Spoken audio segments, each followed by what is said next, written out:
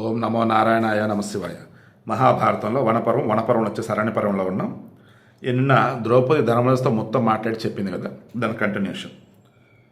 ఇక ద్రౌపది ఇలా అంటుంది, ఈ విషయంలో పురాతన ఇతిహాసాలైనటువంటి బలి ప్రహ్లాదుల సంవాదాన్ని ఉదాహరిస్తున్నారు. అంటే బలి చక్రవర్తికి ప్రహ్లాదుడు సంబంధించినటువంటి ఏదైతే ఉందో అది నేను చెప్తానయ్యా అంటుంది. దైత్యులకు రాజైన ప్రహ్లాదుడు మిక్కిలి తెలివైనవాడు, ధర్మ రహస్యాలన్నిటి కూడా తెలిసినవాడు. ఒకనాడు బలి తన పితామహుడైన ప్రహ్లాదుని ఇలా అడిగాడు, తాత, ప్రహ్లాదు యొక్క మనవుడు బలి చక్రవర్తి, ఓకేనా, తాత, పరాక్రమం శ్రేయస్కరమైనదా లేక సహనం శ్రేయస్కరమైనదా? ఈ విషయంలో నాకు సందేహం కలిగింది, ఉన్నట్లుగా చెప్పు. ఈ రెండింటిలో ఏది శ్రేయమో నాకు తప్పక చెప్పు. నీవు చెప్పినది యథాతథంగా ఆచరిస్తాను, ఇందులో సందేహం లేదు.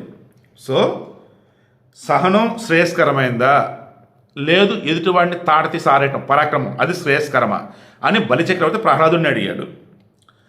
ఈ విధంగా తన సందేహాన్ని అడిగిన బలికి అతని పితామహుడు ప్రాజ్ఞుడు అన్నింటినీ నిశ్చయంగా తెలిసినటువంటి ప్రహ్లాదుడు ఈ విధంగా చెప్పాడు, నాయన, ఎల్లప్పుడూ పరాక్రమమే శ్రేయస్సు కాదు, అదేవిధంగా సహనము శ్రేయస్సు కాదు. ఈ రెండింటిని గురించి సందేహం లేకుండా నువ్వు తెలుసుకో. నాయన, నిత్యం సహనంతోనే ఉండేవాడు చాలా అనర్థాలను పొందుతాడు. ఎప్పుడు కూడా శాంతి అనేవాడికి ఇబ్బందులు, చాలా పెద్ద ఇబ్బందులు వస్తాయి. సేవకులు అతను అవమానిస్తారు, ఓనర్ అయినా కానీ సేవకులు ఏం చేస్తారు, అవమానిస్తారు. అతనికి ఒకప్పుడు కూడా లొంగి ఉండరు, ప్రాణులన్నీ కూడా అతనికి ఒకప్పుడు కూడా లొంగి ఉండవు. శత్రువులేమో అతను పట్టించుకోరు, వదిలేస్తారు. అందువల్ల నిత్య సహనం అన్నది పండితులు కూడా విడిచిపెట్టారు. సో ఎంత పండితులైనా వాళ్ళు కూడా సహనంగా ఉండటం కరెక్ట్ కాదు. అటువంటి వారిని సేవకులు తృణీకరించి అనేక దోషాలకు పాల్పడతారు. అంటే రౌతు మెత్తనైతే గుర్రం 3 కాళ్ళ మీద వెళ్ళిద్ది అంటారు చూసారా, అలా.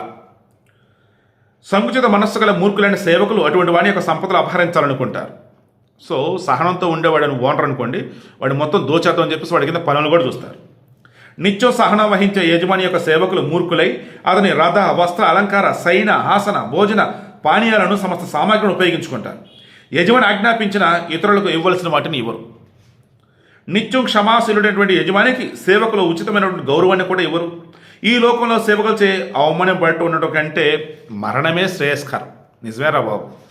ఈ అమ్మ ఎవడ పడితే వాడు ఎలా పడతాడో ఘోరాతిఘోరంగా ఇది చేస్తుంటారు కొంతమంది యొక్క ఆ సహనాన్ని ఉపయోగించుకొని. అప్పుడు నాకు అనిపించింది, ఎందుకులే ఎంత దరిద్రంగా ఉంటారు, చావచ్చు కదరా ఇంతకన్నా అని చెప్పేసి అనిపించింది. ఎగ్జాక్ట్గా అదే ఇక్కడ కూడా ద్రౌపది అంటుంది. అఫ్ కోర్స్ మన ప్రహ్లాదుడు చెప్తున్నాడు, ఎవరికి, బలి చక్రవర్తికి.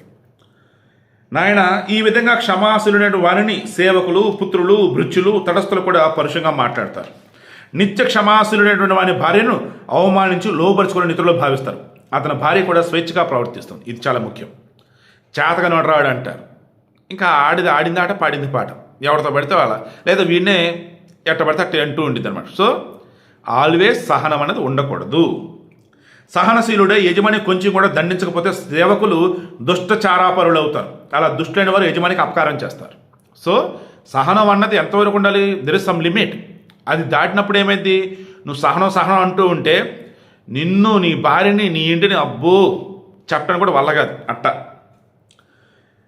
విరోచన కుమార బలి, నిత్యం క్షమాశీలుడైన వానికి ఇవి ఇంకా ఇతర అనర్థాలు కలుగుతాయి.